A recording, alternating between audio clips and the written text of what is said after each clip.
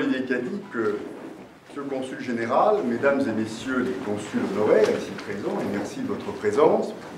Mesdames et Messieurs, c'est un grand plaisir pour mon épouse et moi-même de vous accueillir ce soir à la résidence de France pour la remise d'insigne de Chevalier de l'Ordre du Mérite à Olivier Cadic, conseiller élu à l'Assemblée des Français de l'étranger, président de l'Union des Français de l'étranger pour la Grande-Bretagne. C'est toujours un moment solennel que la remise de cette haute distinction de la République française, créée par le général de Gaulle et qui récompense les mérites distingués que son récipiendaire a rendus à la nation française. L'entrée dans ce prestigieux ordre national marque une étape majeure dans la vie d'un Français. Et pour un Français établi de longue date à l'étranger, c'est aussi une marque du lien indéfectible qui le lie à notre patrie.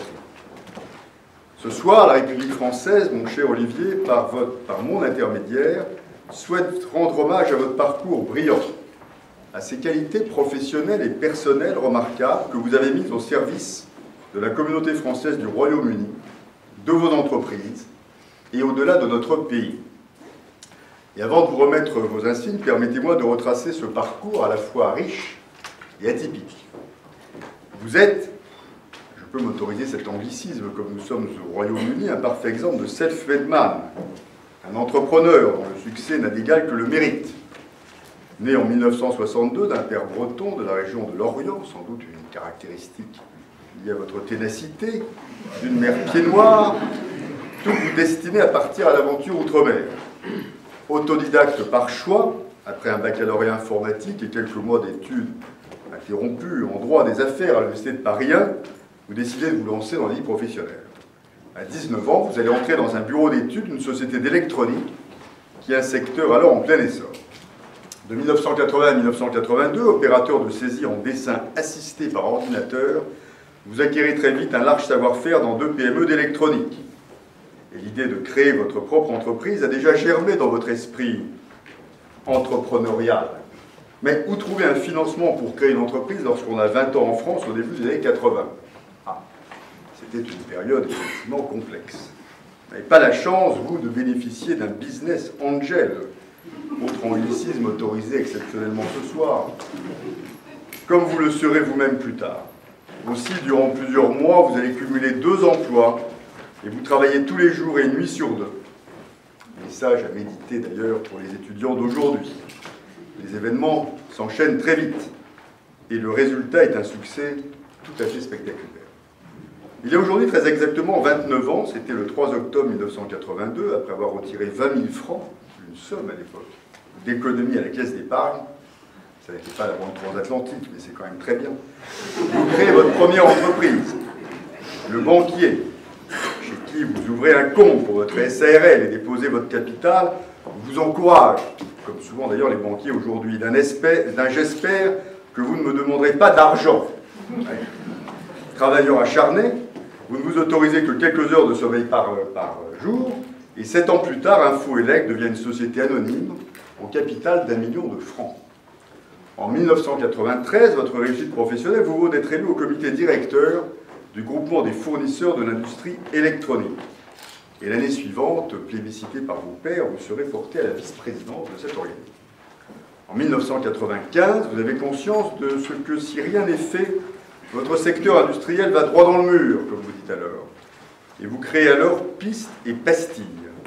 Ce bimestriel va s'imposer rapidement comme une référence éditoriale pour l'industrie électronique et un acteur déterminant dans la défense des intérêts de la profession. En 1996, vous faites le grand saut et vous installez le siège de votre entreprise à 2 heures de Paris, à Ashford, premier arrêt côté anglais de l'Eurostar. Fort de votre expérience, soucieux aussi d'aider d'autres entrepreneurs français à s'implanter au Royaume-Uni, vous fondez bientôt l'association La France Libre d'Entreprendre. Plus d'1 millier d'entrepreneurs vont adhérer à votre association, et ce succès vous vaut dans la presse un titre très flatteur, peut-être un peu excessif, mais enfin, Français le plus connu du sud de l'Angleterre depuis Guillaume le Conquérant. Seigneur, tout honneur. Alors en 1999, vous avez réussi, là vous parvenez à lever la somme et on est passé aux euros. Malgré le scepticisme de nos amis britanniques, nous y sommes toujours. Et donc vous parvenez à lever la somme considérable de 10 millions d'euros. auprès de prestigieux fonds de capital risque, et vous créez une société qui s'appelle PCB007.com, inspirée par James Bond, la première place de marché mondial sur Internet du circuit imprimé. En 2003, conscient que l'électronique réserve ses meilleures opportunités de croissance à l'Asie, vous cédez tour à tour toutes vos activités dans ce domaine en l'espace de 2 ans. Et à 41 ans, vous vous lancez alors dans une deuxième vie professionnelle. Vous vous engagez dans une nouvelle entreprise qui vous permet d'allier 2 passions, entreprendre et le 9e art. C'est ainsi qu'avec Cinebook, votre société d'édition, vous décidez en 2005 de promouvoir la bande dessinée franco-belge au Royaume-Uni et aux États-Unis. Votre défi est de faire exister les auteurs français et belges sur des marchés dominés par les comics américains et les horribles mangas japonais. Enfin, j'espère que certains d'entre vous adorent ça, mais moi non. Aujourd'hui, Cinebook est le premier acheteur de droits de bande dessinée dessinée franco-belge et a publié en 3 ans 2 fois plus de Lucky Luke en anglais que ce qui avait été fait en 50 ans. C'est un chiffre à méditer. Vous avez même scénarisé une trilogie en bande dessinée consacrée à la vie de la reine Margot, symbole à vos yeux de la libération de la femme. Ça se discute, mais c'est votre choix. Cet ouvrage a reçu les palmes de Phébus, prix du jury des Journées du livre d'Orthez en 2008. Alors, votre parcours professionnel suscite incontestablement, mon cher Olivier, beaucoup d'admiration. Mais ce qui frappe aussi, peut-être encore davantage pour le représentant des pouvoirs publics que je suis, c'est que vous avez su ajouter à votre charge déjà très lourde de multiples engagements associatifs. La défense de la liberté d'expression est la cause qui vous touche le plus. Très tôt, vous vous êtes engagé au sein de la section française d'Amnesty International. Et les compétences que vous mettez au service de la commission des finances de l'organisation sont d'autant plus précieuses que dans ce secteur, les bonnes volontés sont nombreuses, mais les compétences en matière de gestion plus rares. D'ailleurs, ça peut s'appliquer à un certain nombre de secteurs d'activité. Esprit libre, vous avez toujours été révolté par toute forme de totalitarisme. Et vous êtes l'auteur d'une déclaration contre la répression sanglante infligée aux Kurdes, et vous avez dénoncé le régime de Saddam Hussein avant l'invasion du Koweït, et organisé à la Sorbonne un concert de plus de 1000 personnes, à la mémoire du journaliste britannique Farzad Bazoft, qui a été pendu à Bagdad. En 2006, encouragé à vous engager en politique par le sénateur Joël Garriaud-Maylam, que je vous prie d'excuser ce soir, qui voulait être parmi nous, qui devait être parmi nous, et qui a été retenu à Paris en raison des évolutions du contexte de la gestion du Sénat, eh bien, vous êtes élu président de la section britannique de l'Union des Français de l'étranger. En septembre 2009, vous êtes élu sous l'étiquette UFE, conseiller à l'Assemblée des Français de l'étranger, qui représente, chacun d'entre vous le sait ici, les 2 millions de nos compatriotes établis hors de France. Et je salue d'ailleurs les autres membres du Conseil de l'Assemblée des Français de l'étranger ici présents ce soir. Mais vous avez depuis toujours agi sans esprit partisan, en bonne intelligence, avec toujours un souci de consensus et de la recherche de l'intérêt général, avec vos collègues des autres formations.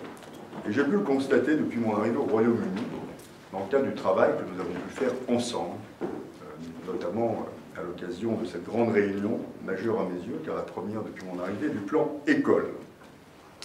Vous êtes particulièrement actif au sein de l'AFE, à la commission des finances de l'Assemblée des Français de l'étranger, où vos compétences sont sont toujours appréciées, mais parfois redoutées, nous dit-on, par certains de vos collègues. Et puis vous devenez aussi le représentant de l'AFE au conseil d'administration de l'Agence pour l'enseignement français à l'étranger, cette structure si importante quand nous devons effectivement construire de nouveaux lycées ou réfléchir à la scolarisation de nos enfants.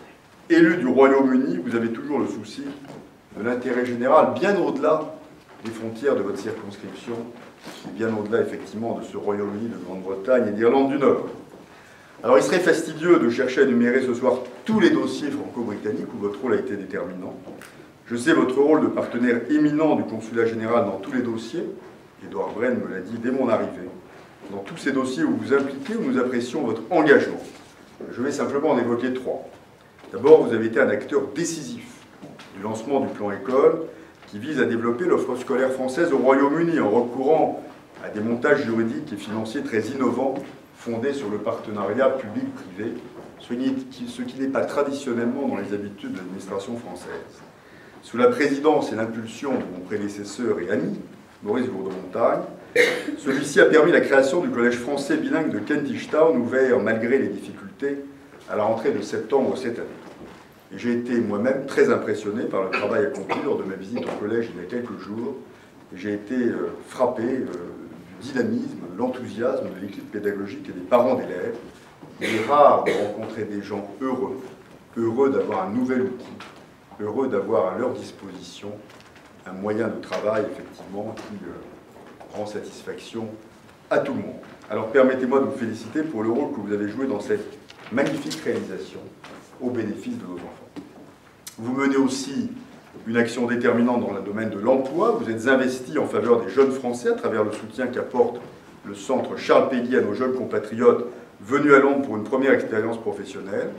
Vous êtes aussi à l'origine d'un plan emploi pour la création d'un métro transmanche, projet utopique, mais sans doute un jour réaliste ou réalisable, pour permettre à nos compatriotes de la région Pas-de-Calais de travailler à Ashford. Par modestie, vous mettez toujours en avant l'effort collectif qui a permis ce résultat, mais nous savons que ce projet frontalier vous doit déjà beaucoup. Chez Olivier Cadic, vous êtes sans doute une des personnalités les plus éminentes, mais aussi les plus attachantes de cette très dynamique communauté française au Royaume-Uni. Et la présence ce soir de très nombreuses personnalités en témoigne. Vous êtes entouré pour cette cérémonie de membres de votre famille, pour votre mère, que je salue, qui a fait le déplacement depuis la France. Et je veux rendre aussi un hommage particulier à votre compagne, Valérie, à qui cette décoration revient aussi, car elle vous soutient avec constance, patience, dans vos si nombreuses activités. Et je sais ce que c'est que le rôle du conjoint, quand les maris sont un peu débordés. Et à 17 ans, votre fille Margot a toutes les raisons aussi d'être fière de son père et d'être là pour cette remise de décoration. Je voulais saluer la présence du sénateur Yario Meilam, je le fais affectivement par la pensée. Sachez combien elle est présente parmi vous ce soir. Je salue la présence du consul honoraire à Bristol, Cardiff, Plymouth, des représentants du monde associatif et du monde de l'entreprise. Et puis je salue aussi votre alter ego, M. Pierre Dagonneau, président de l'ADFE, et tous vos amis réunis ce soir en votre honneur. Alors votre activité à l'ASSA, votre sens civique, votre efficacité redoutable dans tout ce que vous entreprenez n'ont d'égal, je le sais, qu'une certaine forme de modestie. Et en retraçant votre parcours, me vient naturellement à l'esprit cette phrase connue mais si belle de René Char. « Impose ta chance, serre ton bonheur et va vers ton récit. À te regarder, ils s'habitueront. » Alors je crois pouvoir dire qu'à 49 ans, votre parcours aurait déjà pu suffire à plusieurs vies. Enfin, je vous en souhaite de très nombreuses autres. Alors pour l'ensemble de ces raisons, Olivier Cadic, la République française a décidé de vous rendre hommage.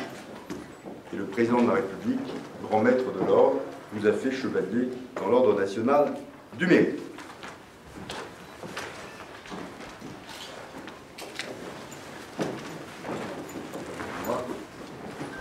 Olivier Cadic, au nom du président de la République et en vertu des pouvoirs qui nous sont conférés, nous vous faisons chevalier dans l'ordre national du mérite.